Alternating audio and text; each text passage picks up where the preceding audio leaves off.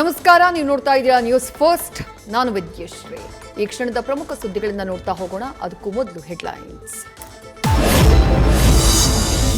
CM ಕುರ್ಚಿಗೋಸ್ಕರ ಸಿದ್ದರಾಮಯ್ಯ ಡಿಕೆ ಶಿವಕುಮಾರ್ ಕದನ. ಇದೇ ಪೈಪೋಟಿಯಿಂದ ಮುಂದೆ ಕಾದಿದ್ಯಾ ಸರ್ಕಾರ ಪತನ.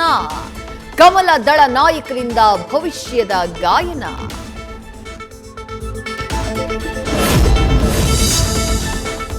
ನಾನು ಸಿಎಂ ಆಕಾಂಕ್ಷಿ ಎಂದ ಗೃಹ ಸಚಿವ ಡಾಕ್ಟರ್ ಜಿ ಪರಮೇಶ್ವರ್.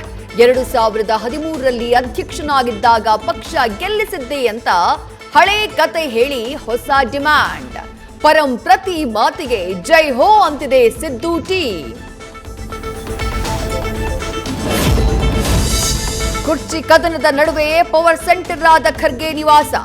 ಎಐಸಿಸಿ ಅಧ್ಯಕ್ಷರ ಮನೆ ಮುಂದೆಯೇ ಹಲವು ಶಾಸಕರು ಸಚಿವರ ಉಚ್ಛ್ವಾಸ ನಿಶ್ವಾಸ. ನಾಯಕತ್ವ ಗೊಂದಲ, ಸಂಪುಟ ಪುನರ್ರಚನೆಯ ಬಗ್ಗೆ ಸರಿಗಮ ಪದನಿಸ.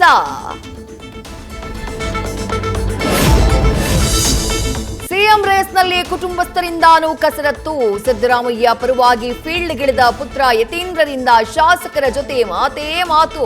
ಡಿಕೆ ಶಿವಕುಮಾರ್ ಬೆಂಬಲವಾಗಿ ನಿಂತು ಡಿಕೆ ಸುರೇಶ್ ಕಳರಿ ಪಟ್ಟು.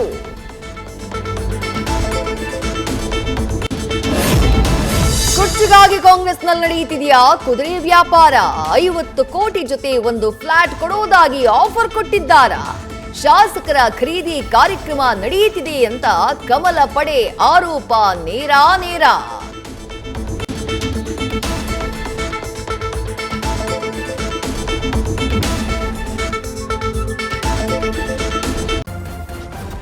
ನ್ಯೂಸ್ ಫಸ್ಟ್, ನಿರ್ಭೀತಿಯಿಂದ ನಿಮ್ಮ ಪರವಾಗಿ.